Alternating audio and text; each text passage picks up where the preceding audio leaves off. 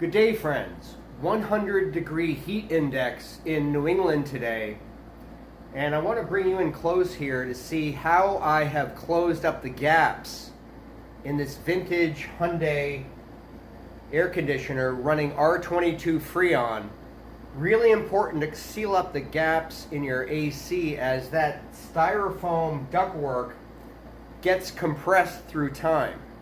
And this is a vintage 2006 model. And I want to show you how the Frost King weatherseal foam tape is holding up. Really creates a tight seal on these hottest of days.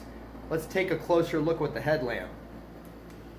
When I was restoring this AC, there was a good quarter-inch to half-inch gap of where the foam has been compressed through the years, with temperature change and such.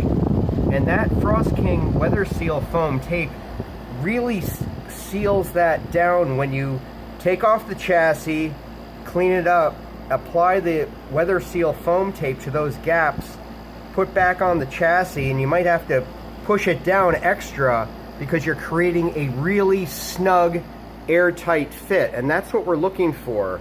And I just wanted to give you guys an update because, I like to check things out for a few months or even a year or more before reporting to you, endorsing a product. I'm not sponsored by Frost King.